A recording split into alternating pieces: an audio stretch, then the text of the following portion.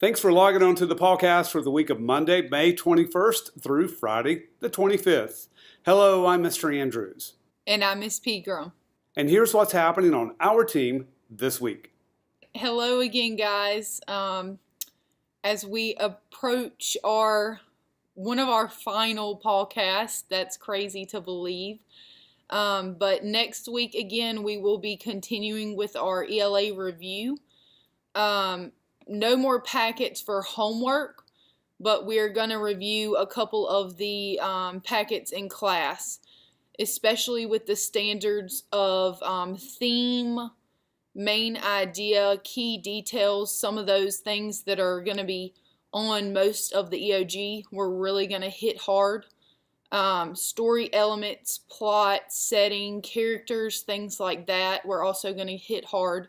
And hopefully we can incorporate a drama in there. I know how much you guys really liked reading that story, and I'm figuring that out. Secondly, just continuing to review that ELA vocabulary. So taking home your reading notebooks that have all of those, that have all of the reading terms in it, poetry terms, story element terms, all of the vocabulary that we've been practicing. Make sure that you're looking over that every night. Just 10, 15 minutes every night helps to review. We are now on the countdown. I'm looking at my board now, and it is 6 instructional days until our reading EOG. And then next is math, and then finally science. But yeah, it's really time to get in that serious mindset.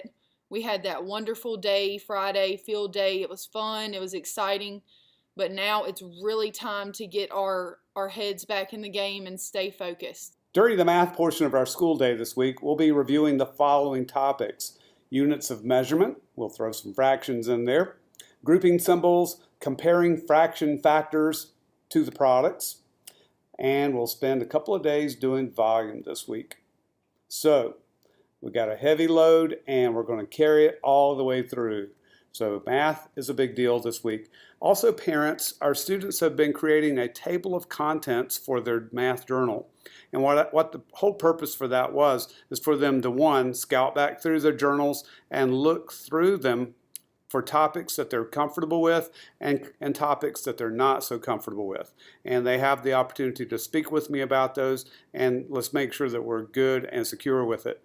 The other thing is, every student should be bringing home a math journal every night and pacing themselves through that, and not trying to crunch all in one night, but spread it topic by topic as we look through our math book we call our math journal. The same sort of thing is going to be happening this week with our science time.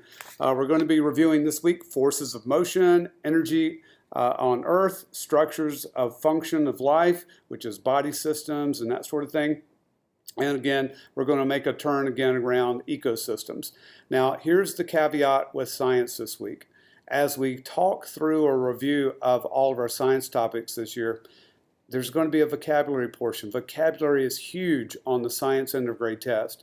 So the review booklet that your students have also has a vocabulary list. Now, all of this is stale vocabulary, meaning students have seen this vocabulary throughout the year, so nothing's brand new, nothing's being taught for the first time. So students need to be reviewing the vocabulary each and every night. Again, a science journal and the review booklet comes home every night, and we're talking 10 to 15 minutes working on science vocabulary and topics, concepts, that sort of thing. It's something every student's got to be doing right now. So parents, help us to reinforce that from home. I know we're busy. I know it's that time of year. The sun's up a lot longer during the evening. There's lots of activities, but so are our end of grade tests. And so it's very important that we keep the priority towards doing the best we can academically. So students are going to have math journals. They're going to have science journals. You've already heard Mrs. Pegram talking about reviewing their ELA information. So just help us out as much as you can there. But I say all of that to say that we're going to have a vocabulary quiz every single day this week. And yes, it will be used as a science grade. So just want to put that out there. It's simple, it's easy to do, and we're talking 12 to 15 words that are stale vocabulary words, ones that we're very familiar with already.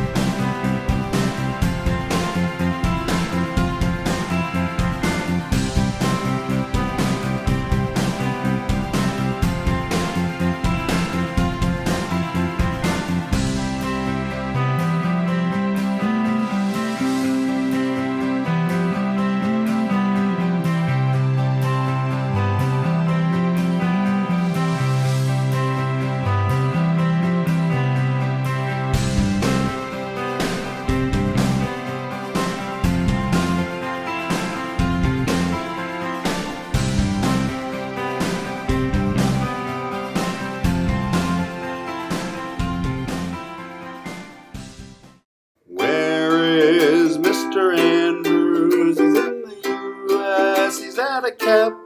Oh, which one will we learn about this week? So where in the United States is Mr. Andrews this week? Well, I can honestly say out of the 44 states that I've been to in the United States, this is one I have not been to, but I would love to go to. Matter of fact, it's at the top of my bucket list. Just ask Mrs. Andrews. I want to go to this state for a particular reason, and I'll share why in just a moment. But here are the clues that were supplied to me by Robert Eberhardt. Robert says that this state gets the most sunlight of any of the states in the United States during spring and summer.